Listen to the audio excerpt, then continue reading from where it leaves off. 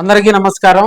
MLC పదవి రానటువంటి వర్మ వరకు అయితే డేలా పడుతుందని కూడా తెలియజేసుకోవచ్చు. ఎందుకంటే పిఠాపురం కాన్స్టిట్యున్సీలో మొదటి నుంచి కూడా అక్కడ పార్టీలకు అతీతంగా కూడా అక్కడ నాయకుడిని ఆదరిస్తారు.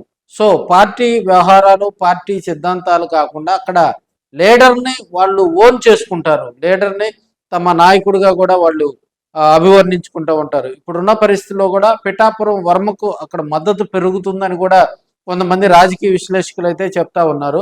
అయితే వర్మ ఏ టైంలోనైనా సంచలన నిర్ణయం తీసుకుంటారా అనే కోణంలో కూడా కొంతమంది ఆలోచిస్తూ ఉన్నారు. ఎందుకంటే వర్మకు 2024 టైంలో కూడా ఎమ్మెల్సీ ఇస్తామని చెప్పి అప్పట్లో ఆయన బొజ్జగించి ఆ టికెట్ను పవన్ కళ్యాణ్ గారికి, అంటే కూటమి సర్దుబాటులో పవన్ కళ్యాణ్ గారికి వెళ్ళటం జరిగింది.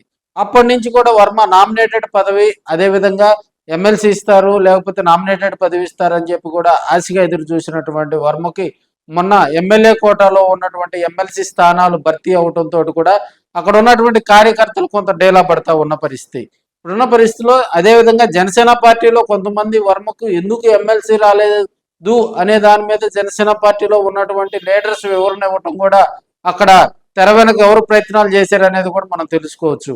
అయితే తెలుగుదేశం పార్టీ అధినేత చంద్రబాబు నాయుడు గారు కూడా రంగంలోకి తిరిగి వర్మ వ్యవహారం కూడా ఆయన బొజ్జగించేందుకు తెలుగుదేశం పార్టీ ప్రతినిధులతో కూడా చర్చలు జరిపి వర్మను బొజ్జగించే పనిలో కూడా టీడీపీ అధినాయకత్వం ఉందని కూడా తెలియజేసుకోవచ్చు. ఇప్పుడున్న పరిస్థితుల్లో వర్మతో కూడా వైసీపీ లీడర్స్ కొంతమంది టచ్లోకి వెళ్ళినట్టుగా కూడా తెలుస్తుంది. ఎందుకంటే అంత మాస్ ఫాలోయింగ్ ఉన్నటువంటి వర్మ 2009, 2014, 2019 3 సార్లు ఆయన అక్కడ పోటీ చేయడం జరిగింది.